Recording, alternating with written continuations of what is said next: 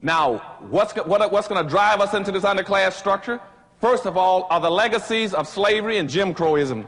We are still bearing the burdens and the scars. They were never corrected. That's one of the failings of our leadership in this country.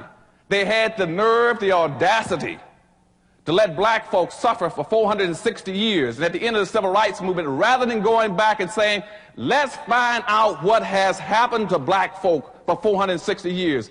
Have they been psychologically, emotionally, politically, educationally damaged? Nobody spent 1 minute of time trying to figure out what had happened to black folk over all that period of time.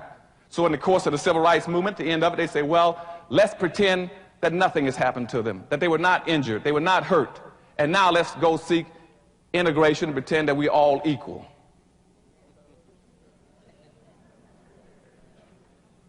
Now that was grossly unfair, because by that point in time, in about the 1966 period, whites had become economic giants in America. They owned and controlled everything at that point in time. Black folk didn't own anything. Whites controlled almost 100% of all the wealth, the income, the privileges, the businesses, the resources, and all levels of government. Blacks had nothing. Blacks were one-foot midgets. And they allowed us then to use integration to walk from our communities, from our ghettos, over in their communities, totally disarmed, not understanding anything, blind, naked, and then saying that you can go and compete. Compete with what? And that's what the whole thing will be about this morning. You got to change the way you're seeing and thinking and behaving. Why? Because I said we've been locked into an underclass structure, because we got two major problems in America. One problem is that maldistribution of wealth and resources that I told you about that's in South African America, where whites own and control everything. That's your number one problem. The second problem we're going to talk about this morning is the inappropriate behavior pattern of black folk. Those are the only two problems you have. I don't care what anybody else talks about in America. It's not worthwhile wasting your time. The problem in America is not drug abuse, crime, low-income housing, public housing, food stamps, welfare, teenage pregnancy. Those are symptoms of a problem. The symptoms are the fact that you don't own and control anything to run you and control your lives. That's the problem. And the second thing is inappropriate behavior pattern. A black person cannot be a racist. Racism is a power relationship between groups of people. That's all it is. It means where one group of people have control of so much wealth and power and resource that it can deprive, hurt, and injure and exploit another group to benefit itself.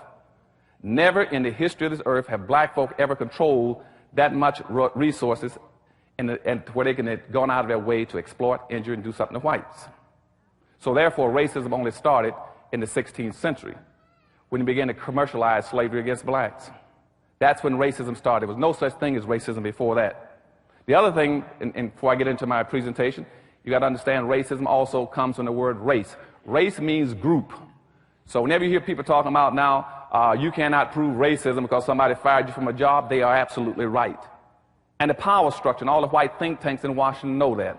That's why you can no longer prove racism, because racism does not apply to an individual. It applies to a group.